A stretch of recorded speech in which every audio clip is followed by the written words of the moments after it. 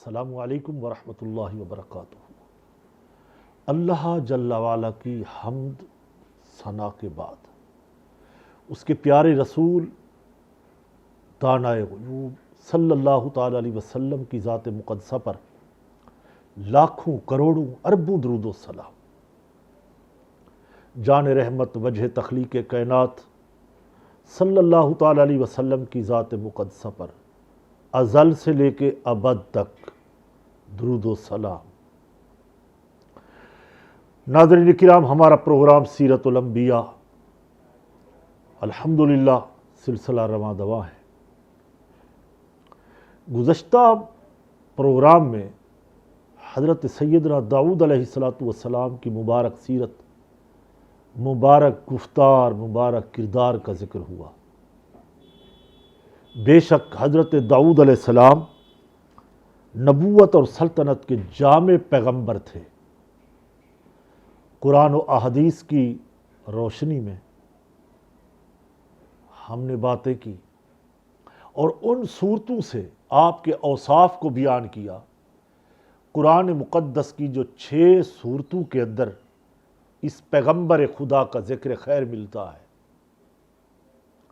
پھر احادیث نبوی میں جو حضرت کعب رضی اللہ تعالی عنہ نے آپ کا حلیہ بیان کیا، وہ اپنی مثال آپ ہیں۔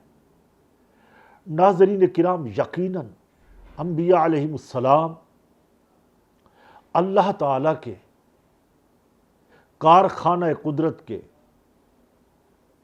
یہ وہ عظیم ستارے ہیں، نبوت کے جگمگاتے، انسانوں کی رہنمائی کے لیے زمین پر تشریف لائے۔ یہ اللہ کے خلیفہ ہوا کرتے ہیں، وہاں سے فیض لیتے ہیں، زمین پہ اللہ کی مخلوق میں تقسیم کرتے ہیں، ادھر سے لیتے ہیں، ادھر تقسیم کرتے ہیں۔ ادھر خالق سے تعلق جڑا ہوتا ہے، ادھر مخلوق کے ساتھ جڑا ہوا ہوتا ہے۔ خود میرے آقا مولا جان رحمت صلی اللہ تعالی علیہ وسلم نے ارشاد فرمایا کہ واللہ یوتی وانا قاسم، میرا رب مجھے عطا کرتا ہے، میں تقسیم کرتا ہوں۔ سبحان اللہ۔ ناظرین کرام، آپ کا نسب نامہ ہم نے بیان کیا۔ یقیناً آپ حضرت ابراہیم خلیل اللہ علیہ السلام کی نسل پاک سے ہیں، اولاد ابراہیم خلیل اللہ ہے۔ حضرت اسحاق و یعقوب بن حضرت ابراہیم خلیل اللہ۔ اس کے بعد ہم نے یہ ساری باتیں کی، ان کی عبادت کا ذکر، ان کی ریاضت کا ذکر، اور آخر میں جو کل اختتام ہو رہا تھا، جو آخر میں سلسلہ بحث شروع ہوا قرآنی آیات کے تحت، وہ تھا دعا، کہ دعا مسلمان کو کیسے کرنی چاہیے۔ تو ہم جائزہ لیں گے حضرت داؤد علیہ السلام نے دعائیں کیسے مانگی، اور دعا میں اپنے رب تعالیٰ کی حمد کیسے بیان کی۔ ناظرین کرام، یقیناً ہر پیغمبر نے دعا مانگی ہے، دنیا میں مانگ لی ہیں، مگر ہمارے آقا و مولا صلی اللہ علیہ وسلم کو جب حکم دیا گیا کہ آپ دعائیں مانگیں، میرے رسول نے ایک دعا بچا کے رکھی ہے۔ فرمایا وہ دعا کل قیامت کے دن مانگوں گا امت کے لیے۔ سبحان اللہ۔ دعا مومن کا ہتھیار، دعا عبادت کا مغز، الدعاء مخ العبادہ۔ ہر چیز کا ایک مغز ہوتا ہے، عبادت کا مغز دعا ہے۔ دعا کے بغیر عبادت نامکمل ہے۔ معاذ اللہ، معاذ اللہ۔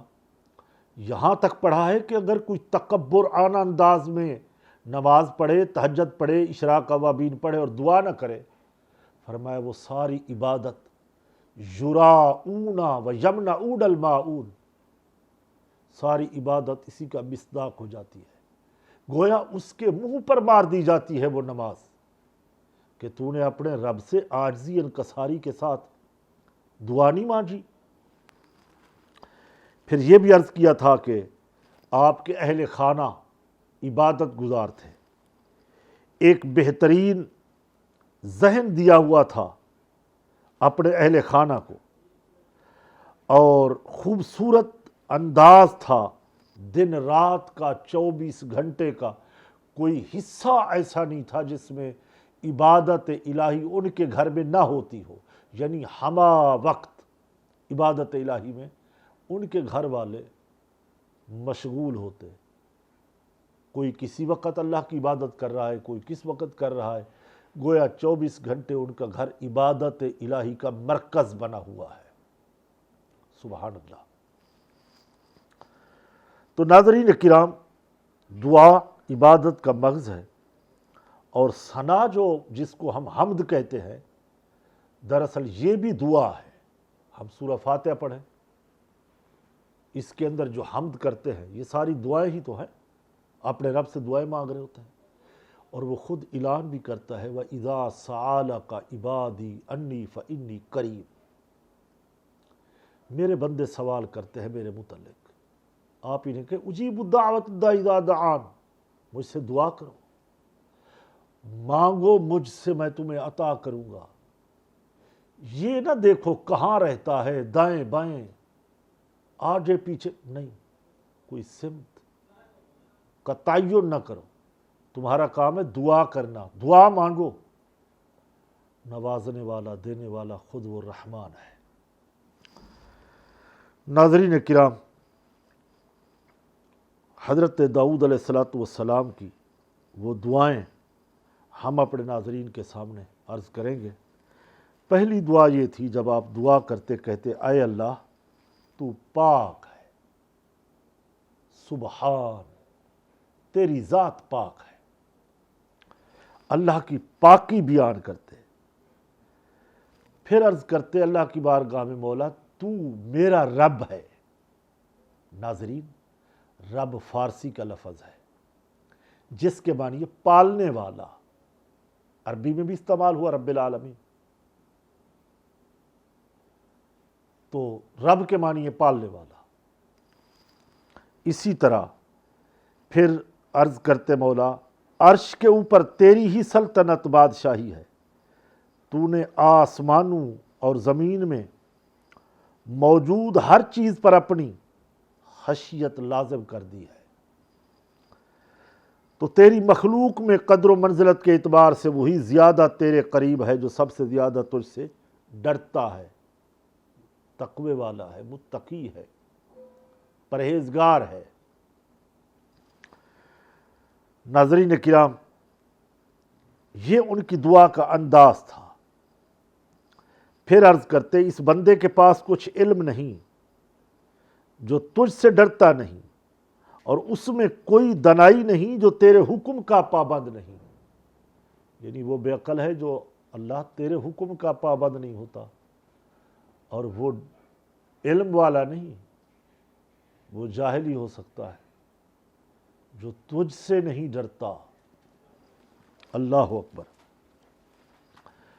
ناظرین کرام، یہ دعا کا انداز تھا۔ دوسری بات آپ کیا کہتے اپنی دعا میں؟ حضرت داؤد علیہ السلام دن میں 3 بار یہ دعا کرتے، 3 بار۔ سبحان اللہ، کیا انداز تھا دعا کرنے کا! پیغمبر ہو کر کے دن میں 3 بار اپنے رب سے دعائیں مانگتا ہے۔ اے اللہ، اس دن میں تو نے میرے لیے جو آزمائش مقدر کی ہے اس سے مجھے نجات عطا فرما۔ اے اللہ، تو نے اس دن میں جو بھلائی نازل کی ہے مجھے بھی اس میں سے حصہ عطا فرما۔ پھر عرض کرتے کہ پروردگار مجھے بھلائی کا حصہ عطا فرما۔ اور آپ علیہ السلام شام میں بھی اسی طرح دعا کرتے، اور دعا کے بعد حضرت داؤد علیہ السلام نے کوئی ناپسندیدہ معاملہ آپ میں نہیں دیکھا گیا جو اللہ کو ناپسند ہو، جو لوگوں کو ناپسند ہو۔ جو اس کی مخلوق میں ناپسند ہو۔ ناظرین کرام، تیسری دعا کا انداز آپ کا یہ تھا، انتہائی وثوق کے ساتھ، ذمہ داری کے ساتھ 50 تفاسیر، کئی سیرت کی کتابوں کو دیکھ کے بات کر رہا ہوں۔ عرض کرتے آئے اللہ، میں تیری پناہ چاہتا ہوں اس مال سے جو مجھ پر فتنہ ہو۔ مجھے ایسا مال نہیں چاہیے، ایسی دولت، سلطنت، حکومت نہیں چاہیے جو فتنہ ہو یا جو فتنے میں مبتلا کر دے۔ مجھے ایسا مال نہیں چاہیے، یا جو غافل کر دے خدا سے، رب سے دور کر دے۔ ایسے مال کی کیا ضرورت ہے؟ ایسا مال دولت کس کام کا جو اپنے رب سے دور کر دے، اس کی عبادت سے، دعا سے، نجات، عاجزی، انکساری سے دور کر دے۔ پھر فرماتے مولا اس اولاد سے جو مجھ پر وبال ہو۔ پروردگار مجھے ایسی اولاد نہیں چاہیے جو میرے لیے وبال جان بن جائے، جس کو دیکھ کر میری آنکھیں ٹھنڈی نہ ہوں۔ ایسی اولاد نہیں چاہیے۔ اولاد ہو نیک ہو، فرما بردار ہو، پرہیزگار ہو، مطیع ہو، تب مزہ ہے اولاد کا۔ پھر آپ فرماتے مولا اس بد خلق عورت سے جو بڑھاپے سے پہلے مجھے بوڑھا کر دے۔ اللہ اکبر! یعنی پروردگار ایسی عورت سے مجھے بچانا جس کا اخلاق نہ ہو، بد اخلاق ہو، اور جو بڑھاپے سے پہلے بڑھاپا لے آئے۔ یقیناً ایسی عورتوں سے پناہ مانگی گئی ہے جو ہر لمحہ لالچی عورتیں، بد زبان اور اس طرح کی زبان رکھنے والی، گندی گفتگو کرنے والی سے پناہ مانگی ہے۔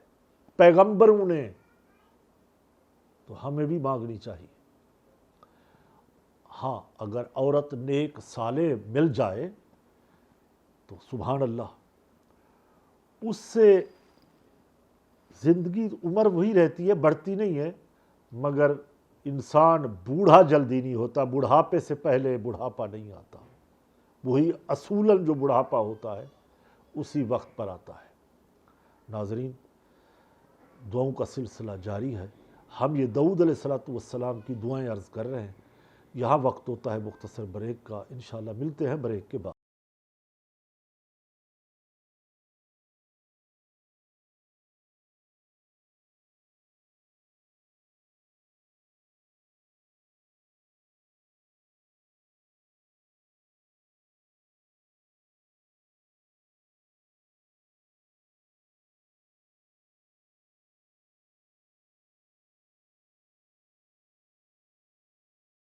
بسم اللہ الرحمن الرحیم۔ ایک بار پھر پروگرام سیرت الانبیاء میں ہم اپنے ناظرین کو خوش آمدید کہیں گے۔ بات چل رہی ہے دعا کی۔ دعا عبادت کا مغز، دعا مومن کا ہتھیار۔ دعاؤں سے بگڑے ہوئے کام بنتے ہیں۔ دعا کرنے سے عاجزی، انکساری ہوتی ہے۔ دعا مومن کی اپنے بندے سے دعا میں راز و نیاز ہوتے ہیں۔ دعا بندے کو اپنے خالق کے قریب کرتی ہے۔ دعا سے مایوسی ختم ہوتی ہے۔ مومن کی دعائیں قبول ہوتی ہیں۔ چند مقامات ایسے ہیں کہ جلدی دعائیں قبول ہوتی ہیں۔ ماں باپ کی دعا اولاد کے حق میں قبول ہوتی ہے۔ اولاد کی دعا کرنا مرحومین اپنے والدین کے لیے قبول ہوتی ہے۔ مظلوم کی دعا قبول ہوتی ہے۔ مسافر کی دعا قبول ہوتی ہے۔ حاجی جو مطاف میں ہوتا ہے، مزدلفہ میں ہوتا ہے، جبل رحمت پہ ہوتا ہے، اس کی دعا قبول ہوتی ہے۔ چند ایسی گھڑیاں ہیں قبولیات کی جو وہاں جا کے دعا کی جائے تو اللہ رب العزت قبول فرماتا ہے۔ بیت اللہ شریف پہ پہلی نظر پڑے دعا کرو، جو دعا کرو جائز دعا قبول ہوتی ہے۔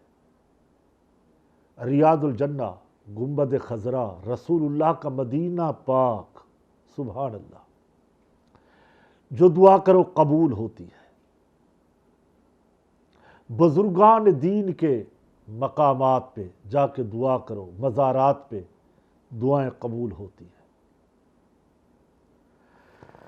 ناظرین کرام، بریک سے پہلے بات ہو رہی تھی، حضرت داؤد علیہ السلام نے اللہ کی بارگاہ میں عرض کی، مولا ایسی عورت سے مجھے بچانا جس کی زبان صحیح نہ ہو،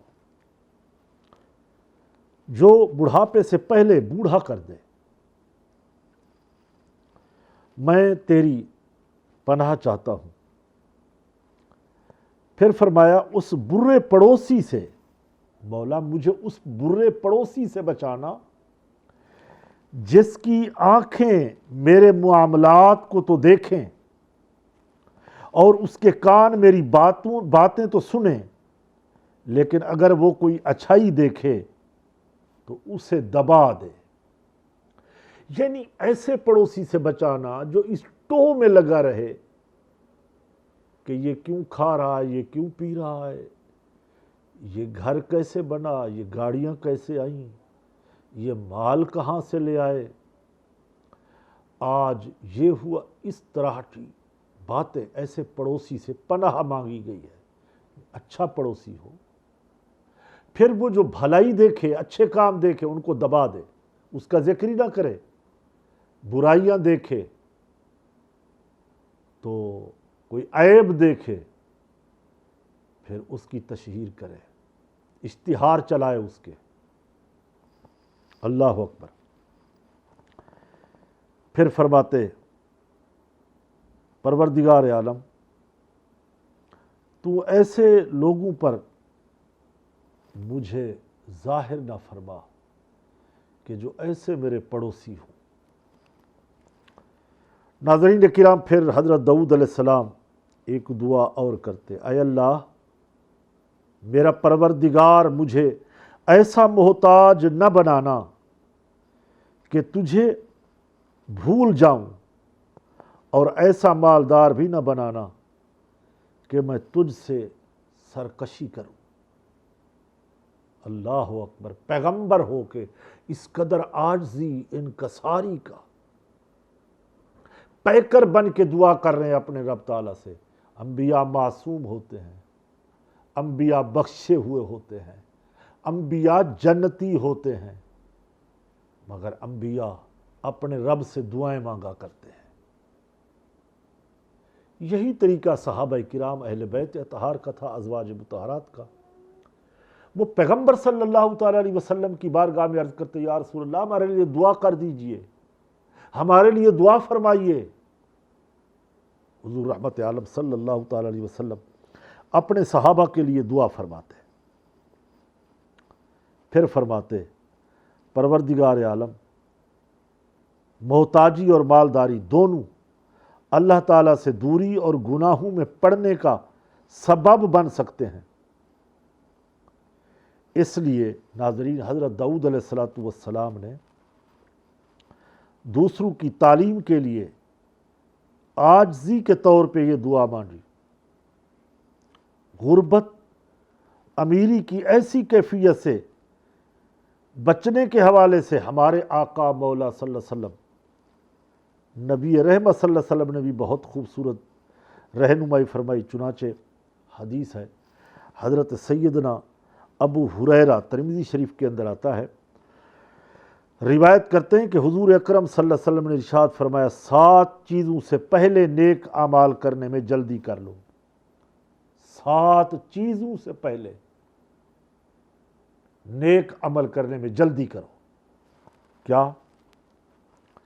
لوگ انتظار نہیں کر رہے مگر بھلا دینے والے فقر کا، یا سرکشی میں ڈال دینے والی مالداری کا، یا بے عقل کر دینے والے بڑھاپے کا، یا مزاج حواس کا بگاڑ دینے والی بیماری کا، یا اچانک آنے والی موت کا یا دجال کا، پس وہ پوشیدہ و شر جس کا انتظار کیا جا رہا ہے، یا قیامت کے دن یا قیامت کا معاملہ۔ حالانکہ قیامت تو ناظرین بہت نہایت سخت اور سب سے زیادہ کڑوی ہے، لہٰذا ان امور کے واقع ہونے سے پہلے انسان اپنے نیک اعمال کر لے۔ موت سے پہلے، بڑھاپے سے پہلے، بیماری سے پہلے، غربت افلاس سے پہلے نیک عمل کر لے۔ اگر ان میں سدھار نہیں آتا، یک کے بعد دیگرے گناہوں میں زندگی بسر کر رہا ہے، تو پھر اگر خاتمہ ایمان پہ نہ ہوا تو کیا بنے گا؟ ہلاکت ہوگی۔ پھر یہاں حضرت داؤد علیہ السلام کی دعا کے متعلق ایک واقعہ ذکر ہوتا ہے۔ چنانچہ حضرت ابو جلد رضی اللہ تعالیٰ عنہ سے مروی ہے کہ حضرت داؤد علیہ السلام نے منادی کو الصلاۃ جامعۃ کے الفاظ کہتے ہوئے سنا اور حکم دیا کہ یہ اعلان کر، لوگ یہ گمان کرتے ہوئے گھروں سے نکلے کہ آج ہم اپنے پیغمبر کا واعظ و نصیحت سنیں گے۔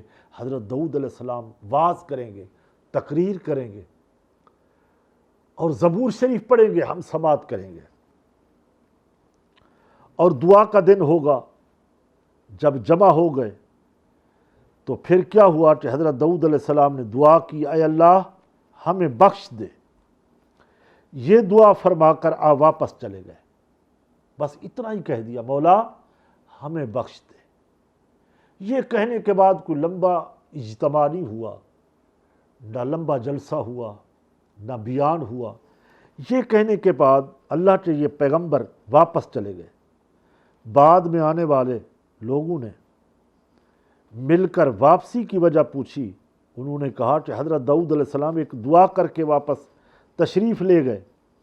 بعد میں آنے والوں نے کہا، سبحان اللہ، ہمیں تو امید تھی کہ آج کا دن عبادت و دعا، واعظ و نصیحت کے لیے خاص دن رکھا ہوگا آپ نے، اور آپ اتنی جلدی چلے گئے۔ ناظرین کرام، پھر کیا ہوا؟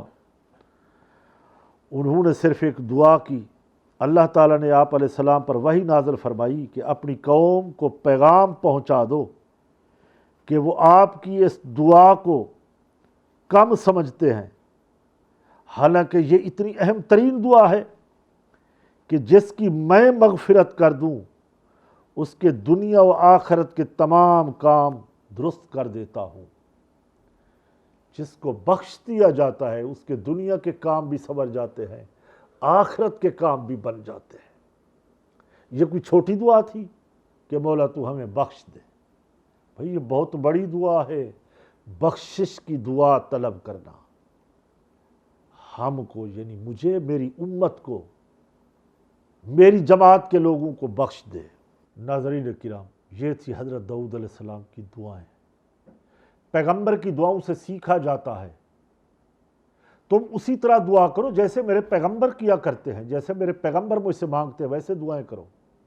سبحان اللہ، اللہ کے سچے نبی کس طرح عاجزی انکساری کے ساتھ دعا کرتے ہیں، سبحان اللہ۔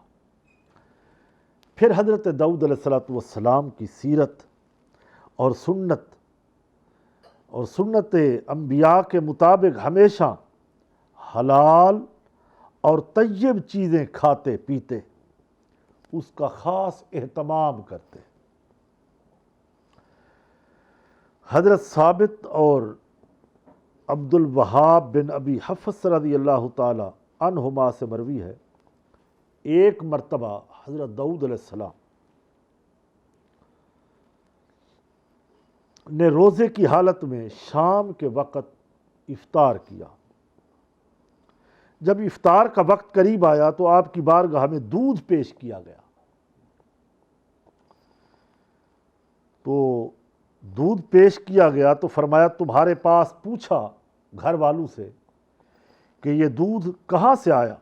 لوگوں نے عرض کی اللہ کے نبی کہ ہماری بکری کا دودھ ہے، ہمارے گھر میں ایک بکری ہے، ہم اس کا دودھ لائے ہیں۔ ارشاد فرمایا کہ بکری خریدنے کے پیسے کہاں سے آئے تھے؟ عرض کی یا نبی اللہ، آپ یہ باتیں آج کیوں پوچھ رہے ہیں؟ ارشاد فرمایا کہ ہم رسولوں کے گروہ سے ہیں اور اللہ نے ہمیں حلال رزق کھانے اور نیک عمل کرتے رہنے کا حکم دیا ہے۔ اللہ اکبر۔ یہاں ناظرین ایک بڑا اہم نکتہ ہے، ہم اپنے سچ ٹی وی کے ناظرین کو مخاطب کر کے یہ بات ان کے وجدان میں، دماغ میں، دل و دماغ میں اتارنا چاہتے ہیں۔ وہ بات کیا ہے؟ یہاں ایک بڑا قابل، بڑا اہم توجہ طلب نکتہ ہے۔ حضرت داؤد علیہ السلام کا دودھ کے متعلق سوال جواب یہ فرمانا کہ حلال و حرام کا خیال کرنے میں کسی موقع محل کی مناسبت سے لوگوں کی تربیت کے لیے تھا، یا پھر کسی ایسے خارجی کرینے اور سبب کی وجہ سے بھی ہو سکتا ہے یا ہوگا، جس کی خاطر ایسا سوال کیا گیا کہ یہ دودھ کہاں سے آیا؟ جی بکری کا دودھ ہے، بکری کن پیسوں سے خریدی؟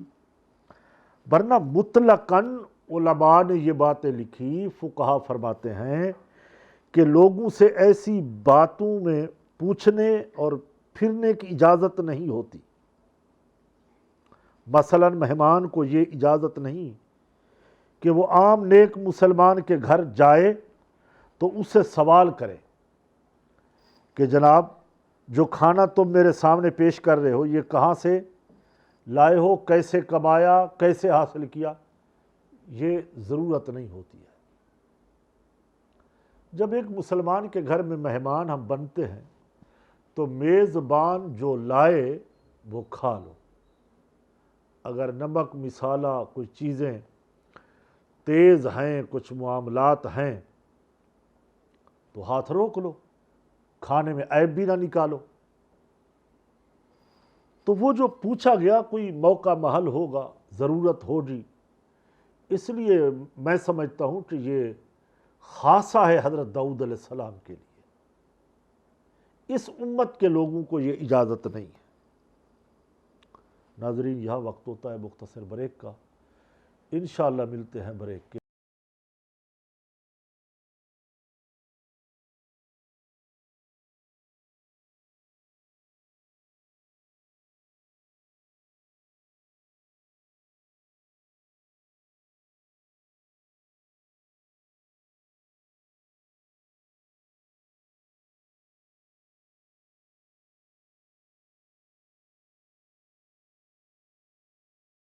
الرحمن الرحیم۔ ایک بار پھر پروگرام سیرت الانبیاء میں ہم اپنے ناظرین کو خوش آمدید کہیں گے۔ بڑا روح پرور سیرت کا ذکر ہو رہا ہے، حضرت داؤد علیہ السلام کا مبارک سیرت ہے، حالات و واقعات، مبارک دعائیں، تقوی و پرہیزگاری کے حالات، حسن و جمال کے چرچے، لہن داؤدی کی برکات۔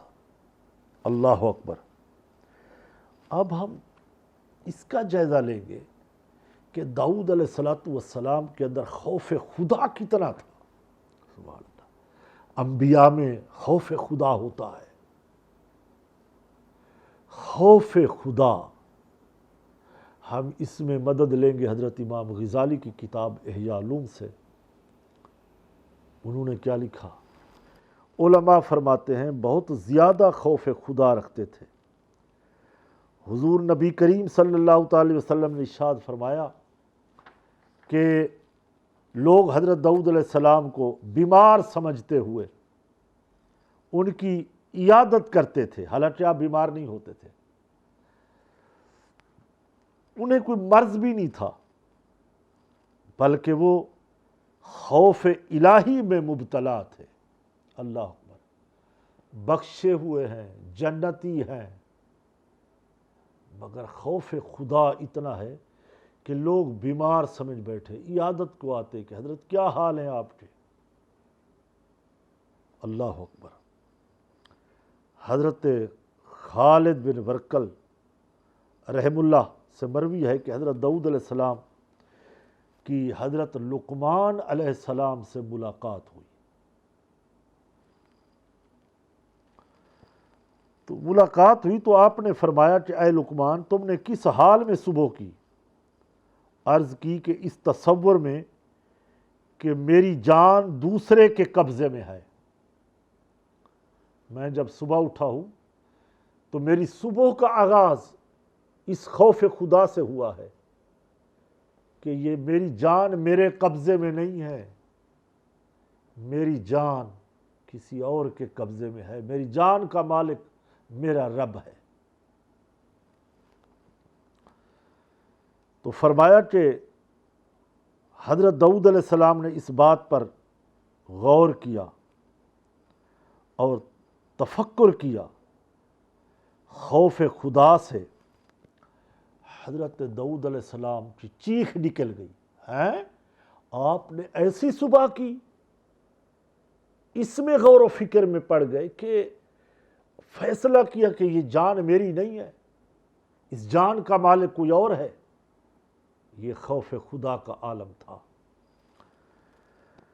حضرت ابن ثابت رحم اللہ سے مروی ہے کہ حضرت آدم علیہ السلام کے بعد حضرت داؤد علیہ السلام کے خوف خدا کے سبب بہنے والے آنسو کا تمام اہل زمین کے آنسو سے موازنہ نہ کیا جائے، یعنی برابری نہ کی جائے،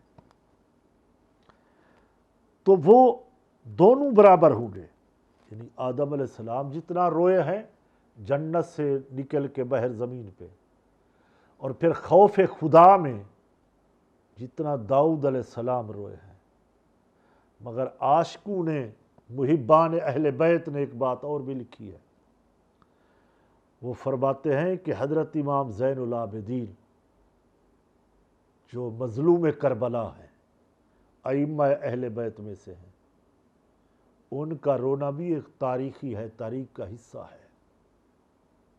اللہ اکبر۔ اس کی تفصیل کے ساتھ انشاءاللہ پھر کبھی بات ہوگی۔ تو امام غزالی رحمۃ اللہ علیہ فرماتے ہیں حضرت داؤد علیہ السلام جب موت اور قیامت کو یاد کرتے تو رونے لگتے۔ اللہ اکبر۔ رکت طاری ہو جاتی۔ ناظرین، یہ رکت انسان کے اپنے بس میں نہیں ہوتا، یہ خود تحفہ خداوندی ہوتا ہے۔ فرمایا رونے لگتے، اتنا روتے یہاں تک کہ آپ کے جوڑ، جسم کے جوڑ ہل جاتے۔ یہ جوڑ ہوتے ہیں انگلیوں کے، گھٹنوں کے، پاؤں کے، ہڈیوں کے جوڑ، وہ ہلنے لگتے، آوازیں آتی جب موت کو یاد کرتے، قیامت کو یاد کرتے۔ یہ خوف خدا کا غلبہ تھا۔ اللہ اکبر۔ پھر فرماتے ہیں کہ جب رحمت الہی کا ذکر کیا جاتا تو آپ اپنی اصلی حالت میں لوٹ آتے۔ جب ان کے سامنے ذکر ہوتا کہ اللہ کی رحمت بڑی وسیع ہے، پھر وہ حقیقتاً اصلی حالت میں لوٹ آتے۔ اللہ اکبر۔ حضرت داؤد علیہ السلام اللہ تعالیٰ کے خاص ناظرین خلیفہ اور نبوت جیسے عظیم ترین منصب پر سرفراز تھے۔ آپ علیہ السلام کے نام اعمال میں ذرہ برابر بھی کوئی گناہ نہ تھا۔ حقیقت کسی نبی کے نام اعمال میں کوئی گناہ نہیں ہوتا، اور یقیناً آپ علیہ السلام بخشے ہوئے اور یقینی اور قطعی طور پر نہ صرف جنتی بلکہ اس کے اعلیٰ مراتب پر فیض ہیں۔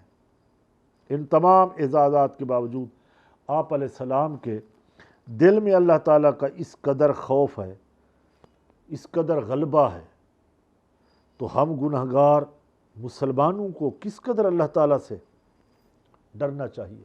ہم تو ڈرتے ہی نہیں ہیں۔ چوری کر رہے ہیں نہیں ڈرتے، ڈاکہ مار رہے ہیں نہیں ڈرتے، گولی مار کے قتل کر رہے ہیں نہیں ڈرتے، پرایا مال ہڑپ کر رہے ہیں نہیں ڈرتے، یتیموں کا مال کھا لیتے ہیں نہیں ڈرتے، لوگوں کو قتل کر دیتے ہیں نہیں ڈرتے، بے خوف ہو گئے، ہم گناہوں پہ دلیر ہو گئے، ہمارا نفس امارہ سرکش بن گیا، اس نے گناہوں میں مبتلا کر دیا۔ عاجزی اور انکساری کا جائزہ لیتے ہیں کہ اس پیغمبر خدا کی عاجزی اور انکساری کا عالم کیا تھا۔ اللہ اکبر۔ محبوب لوگوں کی باتیں بڑی محبوب لگتی ہیں، یہ محبوبان خدا ہوتے ہیں، ان کی ہر ادا نرالی ہوتی ہے، ہر ادا سے ناظرین سیکھا جاتا ہے۔ خوش نصیب ہے ہمارے سچ ٹی وی کے ناظرین، خواتین و حضرات، بچے جو یہ صبح میں پروگرام سنتے دیکھتے ہیں۔ یقیناً بہت سامان ہوتا ہے اس میں سیکھنے کا، آخرت کی تیاری کرنے کا، اپنے اعمال کو درست کرنے کا، خوف خدا پیدا کرنے کا، عاجزی انکساری کو دیکھنے کا۔ آئیے ذرا یہاں دیکھتے ہیں کہ اللہ کے سچے رسول داؤد علیہ السلام میں کیسی عاجزی تھی۔ عاجزی انکساری سیرت پاک کا ایک خاص ان کا حصہ تھا۔